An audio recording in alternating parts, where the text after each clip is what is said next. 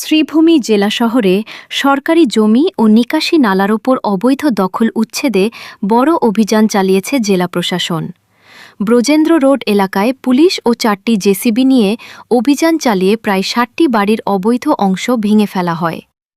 প্রশাসনের দাবি, নালার ওপর অবৈধ নির্মাণের কারণে জলনিকাশ ব্যাহত হয়ে সামান্য বৃষ্টিতেই শহরে জলাবদ্ধতা তৈরি হচ্ছিল।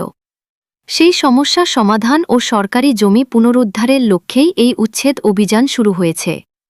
প্রশাসন জানিয়েছে, আগামী দিনগুলোতেও শ্রীভূমির অন্যান্য এলাকায় এই উচ্ছেদ অভিযান চলবে।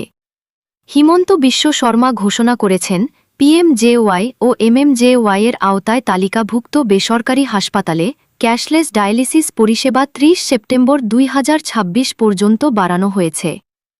তিনি জানান, নিয়মিত ডায়ালিসিস প্রয়োজন এমন কিডনি রোগীদের নিরবচ্ছিন্ন চিকিৎসা নিশ্চিত করতেই এই সিদ্ধান্ত নেওয়া হয়েছে। তবে 30 সেপ্টেম্বর 2026-এর পর ক্যাশলেস ডায়ালিসিস সুবিধা শুধু সরকারি হাসপাতালেই পাওয়া যাবে। সরকারি হাসপাতালের ডায়ালিসিস পরিষেবায় কোনো পরিবর্তন হবে না। মুখ্যমন্ত্রী হিমন্ত বিশ্ব শর্মা গুয়াহাটির আরজি বড়ুয়া স্পোর্টস কমপ্লেক্সের 800 কোটি টাকার পুনর্নির্মাণ প্রকল্পের কাজ পরিদর্শন করেছেন। তিনি নির্মাণ কাজের অগ্রগতি পর্যালোচনা করে নির্ধারিত সময়ের মধ্যে আন্তর্জাতিক মান বজায় রেখে প্রকল্পটি সম্পন্ন করার নির্দেশ দেন। গুয়াহাটি বন্যপ্রাণী পাচারের বিরুদ্ধে অভিযানে সোনাপুরের একটি রিসর্ট থেকে 920 গ্রাম ওজনের গন্ডারের শিংসহ 3 সন্দেহভাজন পাচারকারীকে গ্রেপ্তার করা হয়েছে। তাদের কাছ থেকে একটি গাড়ি ও অন্যান্য সরঞ্জামও জব্দ করা হয়েছে। ঘটনার তদন্ত চলছে। গুয়াহাটির লোকপ্রিয় গোপীনাথ বরদলৈ আন্তর্জাতিক বিমানবন্দরে এক যাত্রীর হারিয়ে যাওয়া প্রায় 10.14 লাখ টাকা মূল্যের বিদেশি মুদ্রাভর্তি ব্যাগ সফলভাবে ফিরিয়ে দেওয়া হয়েছে। 26 জুন নিরাপত্তা তল্লাশির সময় সিআইএসএফ কর্মীরা ব্যাগটি উদ্ধার করেন।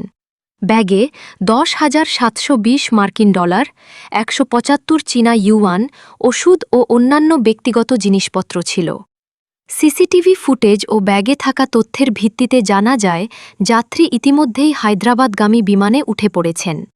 পরে বিমানবন্দর কর্তৃপক্ষ ও সিআইএসএফের সমন্বয়ে যাত্রীর পরিচয় নিশ্চিত করে তার অনুমোদিত প্রতিনিধির হাতে ব্যাগটি নিরাপদে তুলে দেওয়া হয়।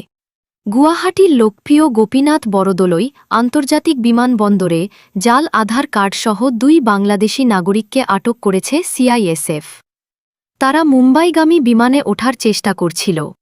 ঘটনার পর পুলিশ জাল পরিচয়পত্র তৈরি চক্রের সন্দেহে তদন্ত শুরু করেছে।